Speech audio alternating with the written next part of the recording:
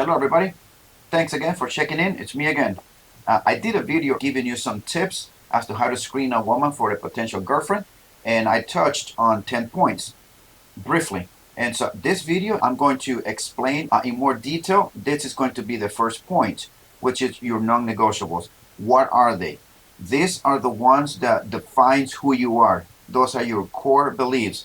And these are the ones you do not bend, you do not compromise for anybody, for any circumstances. It doesn't matter how beautiful she is, how hot she is, how good she does it to you. You do not put your core beliefs, or you do not put her above your core beliefs.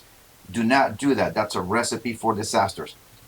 Her beliefs and her non-negotiables has to be aligned with yours, and you have to make sure that hers aligns with yours. You have to pay attention also to the language that they use when they define those beliefs. If yours and her non-negotiables are the same and they do align, you're going to save yourself somewhere around 85% of your arguments. A lot of the disagreements and fights comes because of that. That's when everything just breaks and falls apart. So your non-negotiables have to be a priority. This will save you about 85% of all of your disagreements and arguments, because these core beliefs, like as I said before, they define who you are and they define you as a being. If you do not know what your non-negotiables are, make sure you think about them. Put them on paper, write them down, make a list of those things, and make sure that those are realistic. Let's just be honest on that one as well. Let me give you some examples. If you are a religious man, you should not date a woman that is not religious. And if you are a religious man and she is also a religious woman, make sure that you belong to the same faith. Back in the days, you could have, back in the 50s, 60s, a man can date a woman and marry a woman from a different faith, Catholic, married with Pentecostals and Protestants. They did it all the time. Back in the day, there was a lot more tolerable people. Today, there isn't. People are not willing to give in or to compromise on those things. And so your faith and her faith have to be the same. It is not just being a religious person. And if you're not a religious person, do not date someone that is religious. It's a recipe for disaster. Let me give you another one. If you are pro-abortion, do not date someone that it is not pro-abortion, or vice versa. And if you are pro-life, don't date someone that is pro-abortion. If you are a strong Second Amendment guy, do not date a woman that does not like guns. Once you bring kids into the world, the whole picture not changes. Why? Because if you do not have the same beliefs when it comes to raising that child to church, which church should you take your kids? That's going to be the problem. You're going to want to take the child to your church, and then she's going to want to take the child to her church. And this is where the problem starts. Your beliefs may not be the same as hers. How about this other one? Abortion. You have a strong stand on abortion. You are against it, and she is okay with it. When it comes to having kids, you might have a political view of against abortion, and she might have a political view pro-abortion. You do not share the same political views, and if you are a conservative guy, do not date a liberal woman. If you do not have the same belief on all the social issues that we're facing today, do not date a person that does not believe the same. When kids come in the picture, if you are a person that believes in transgenders, or you do not believe in that, or you do not believe that men should be playing in women's sports, and she says it is okay, trust me, it is a recipe for disaster. And then the problem then comes that it is not just being okay or being fine to allow your own kid, your own boy, to participate in women's sports, or allow men to go into the girls' bathrooms. But now the problem is that when it comes to deciding what's going to happen to your kid and her kid, because this is going to be both of your kids, the problem is that one would be okay with it and the other one would not be okay with their own kid participating in such things. And this is going to be the biggest problem that you guys are going to have. So you have to make sure that you all align on the same politically, religiously, if you are, any social issues, if you are a liberal or if you are a conservative, you have to date and marry, if you are going to marry, someone that is aligned with you in just about every single aspect of your non-negotiables. These are the ones that you are not going to break for anybody, as I said before. And when kids come in the picture, that makes it even a bigger of a problem because it's not longer about you anymore. Your kid, who is vulnerable, put a lot of things in their mind and confuse this kid. And that's one of the things that you're going to have a problem is how are you going to raise this kid? What values and morals you're going to still in this kid as he or she grows. And if you are both not in the same picture, boy, you are for a rude awakening, and that's when problems starts in relationships. Let me give you one example of when I said that you have to watch the words they use. For example, if you are a pro Second Amendment guy and you love guns and you have multiple of them, this is an example, and then you date a woman who is, in her own words, might say to you that she is okay with guns, that she's not afraid of them, that it is okay if you have, guns. It's not a big deal. You have to really pay attention to that because once you are married and once you have kids, and then you want then to exercise your Second Amendment rights to go out and go shooting and do all of these activities that involve shooting, go to shooting ranges, or you go to the desert if you live in the, like I do in Arizona. There's a lot of people that go shooting out at the desert. She might change because she does not have the same strong belief as you do. Then later on, she might come to you and say, I don't think you need that many guns. One is fine. Why are you so obsessed? Why do you keep buying guns? It is okay with the one that we have. And so on and so forth. Why? Because she does not have the same belief on the Second Amendment. She does not love guns as you do. It's okay with guns, but does not have the same love towards it as you do towards the Second Amendment. So if this is just an example of the Second Amendment, but you need to also pay attention how she feels about your non-negotiables. And you have to take your time in knowing this woman and talk about your non-negotiables. Those you cannot break. I know I've said it before, but you can't break those things, no matter how beautiful she is. And this is one of the things that a lot of men are willing to not pay attention to, hope that they can change the woman, and maybe in the future I can turn her around. And boy, and that's one of the problems that brings a lot of divorces, because the disagreements on your core beliefs. If hers are not aligned with yours, move on.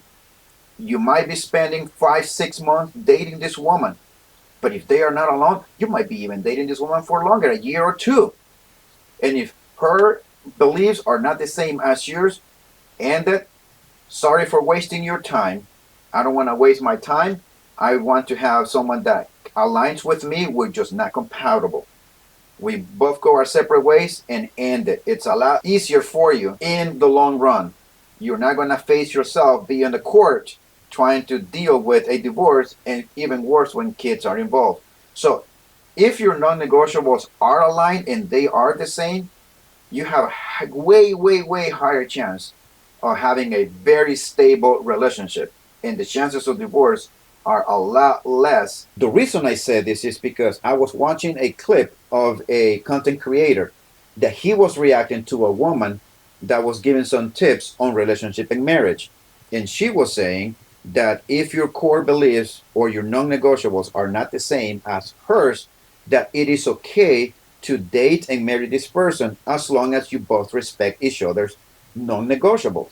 This content creator happened to agree with this woman, and I put in my 2 cents and I said that's a recipe for disaster. The reason I say this is I have been married for 22 years. I got married when I was 22. And I can tell you that my wife and myself, we have not had a argument. We do have disagreements, but I have never yelled at her. She's never yelled at me. I don't scream at her. She doesn't scream at me. We both have the same core beliefs, and we both know where we both stand, and we both push together in raising our kids. And trust me, it is so good to come to a home where there is no arguments and there's no fights. All men desire to have a peaceful relationship and come to a peaceful home. No nagging, no yelling, no screaming, no putting fingers on people's faces. I'm telling you these things because they do work. Your non-negotiables cannot be bent under any circumstances for anybody, for any woman, no matter how much she promises you that she can change and that she will align her beliefs with yours. Do not even buy into that.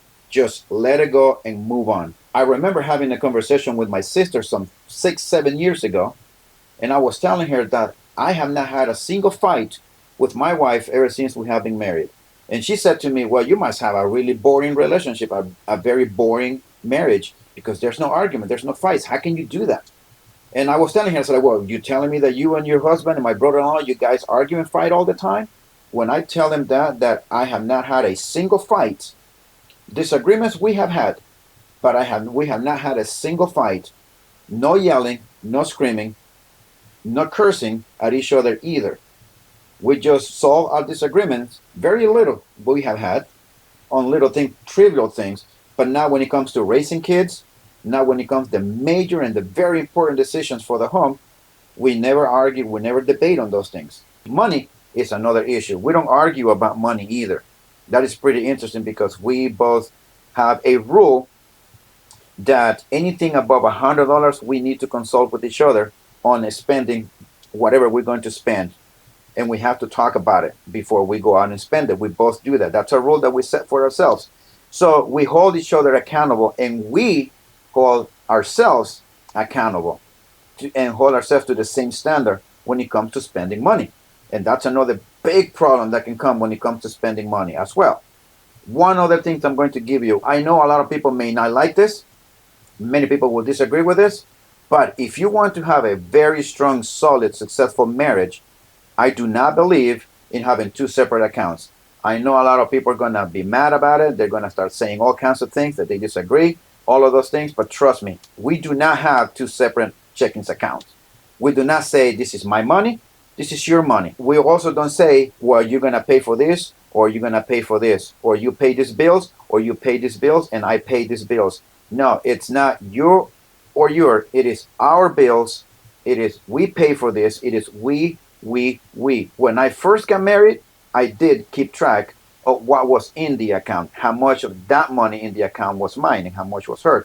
I was keeping track, I would say, for the first 8 months of the marriage. After that, I just let it go.